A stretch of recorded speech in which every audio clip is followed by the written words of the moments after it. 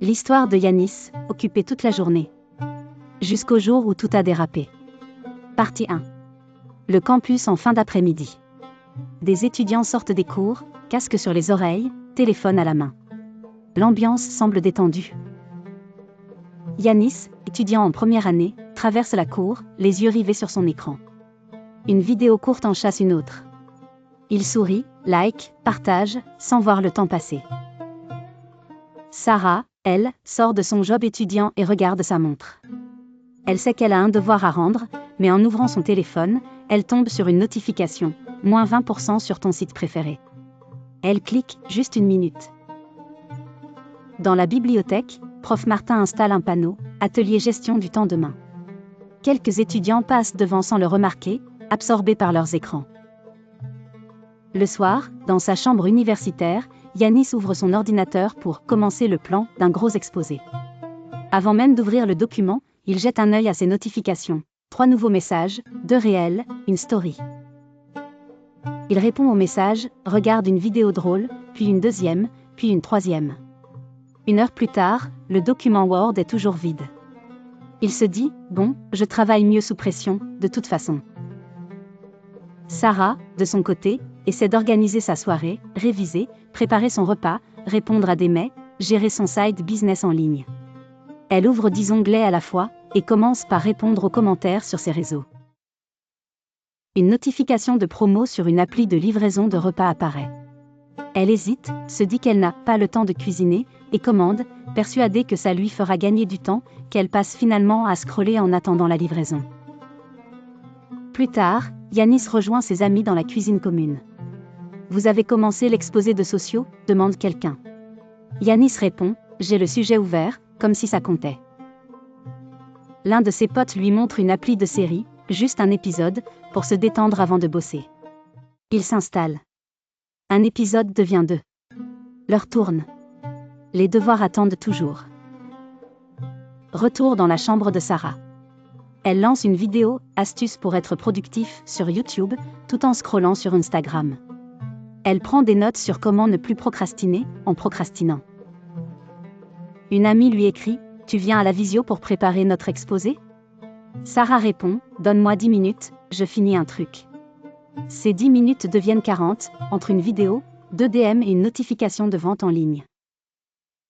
Le lendemain matin, Yanis arrive en cours en retard, un café à la main. Il s'excuse, le bus était en retard. En réalité, c'est lui qui a quitté sa chambre au dernier moment après avoir juste regardé quelques stories de plus. En amphi, il pose son téléphone sur la table en mode silencieux, sauf pour les notifications. Chaque vibration lui arrache un regard, message, jeu, groupe WhatsApp de promo, publicité. Son cahier reste presque vide. À la pause, Prof Martin observe les étudiants, la majorité ont le visage illuminé par la lumière de leur écran. Peu échangent vraiment entre eux. Il soupire, se demandant comment leur parler de temps sans les perdre. L'après-midi, Sarah tente de travailler à la bibliothèque. Elle ouvre enfin le PDF du cours, mais son navigateur autoconnecté affiche un onglet « Réseaux sociaux ». Elle se dit « Je jette un œil, puis je m'y mets ». 1 heure plus tard, elle a lu des débats en commentaire, liké des posts, consulté des profils, mais n'a lu que 2 pages du cours. Elle commence à ressentir un stress diffus, « Je n'avance pas, je n'avance jamais ». Une notification du portail de l'université tombe, rappel rendu de l'exposé dans 48 heures. Yanis et Sarah la reçoivent en même temps. Yanis pense, large. Sarah pense, je suis déjà en retard dans ma tête. Le soir, Yanis décide, cette fois, de s'y mettre sérieusement. Il pose son téléphone loin de lui, pendant 5 minutes. Puis un bruit de notification se fait entendre. Je vérifie juste, au cas où. Et la boucle recommence. Sarah fait une to-do list sur son téléphone. 1. Plan exposé. 2. Finir slide. 3. Lire article. La liste la rassure, puis elle se perd dans l'app, change de fond d'écran, réorganise les icônes. Elle améliore son téléphone, pas son avance. La nuit tombe sur le campus. Les fenêtres des résidences s'illuminent, souvent avec la même lueur bleue. Yanis regarde l'heure, minuit. Il ouvre enfin son document Word et écrit en titre, « Introduction ». Puis retourne sur son fil vidéo, pour chercher l'inspiration. Sarah reçoit un message vocal d'une amie. Tu dors? Moi non plus, j'ai trop de choses à faire. Elles se plaignent toutes les deux de manquer de temps, en parlant 20 minutes au lieu de travailler ou dormir.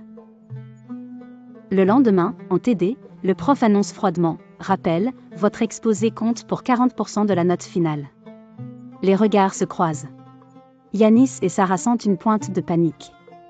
Pourtant, leurs mains retournent presque automatiquement à leur téléphone à la sortie.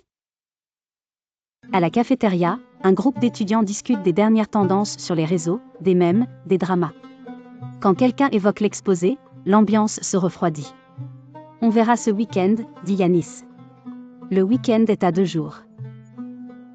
Le soir suivant, Yanis tente de travailler en musique, avec ses réseaux sociaux ouverts en arrière-plan. Chaque son, chaque notification coupe son attention. Il relit 3 fois la même phrase sans l'intégrer. Son cerveau est saturé. Sarah, épuisée par son job et par ses écrans, se surprend à calculer « Combien d'heures aujourd'hui j'ai vraiment travaillé, sans être interrompue ?» La réponse la choque, à peine 1 heure réellement concentrée. Le reste, des fragments dispersés. La veille du rendu, la pression explose. Yanis crée un groupe urgent exposé, à minuit. Les messages fusent. On commence comment? Qui fait quoi? Envoyez vos parties. Tout le monde est éveillé mais personne n'a vraiment avancé. Sarah, les yeux rouges, tente de rassembler des morceaux de textes écrits à la hâte, des copier-coller de ressources, des idées notées dans différents fichiers. Elle se rend compte que son multitâche permanent lui a surtout donné un travail fragmenté et bancal. Au petit matin, les 2 groupes d'étudiants se croisent devant la salle d'exposé, cernes bien visibles. Certains ont passé la nuit devant l'écran, dopés au café, avec la sensation d'avoir travaillé tout le temps, alors qu'ils ont surtout couru après leurs propres distractions. Sur le papier, ils avaient des journées entières pour préparer leur travail. En réalité, leur temps s'est dissous en scroll, notifications et mini-tâches. Le stress de dernière minute n'est pas tombé du ciel, il a été construit, micro-interruption après micro-interruption. Jusqu'au moment où le temps n'a plus ralenti, et où les conséquences ont commencé. Écrire partie 2 dans les commentaires puis abonne-toi et active la cloche pour suivre la suite.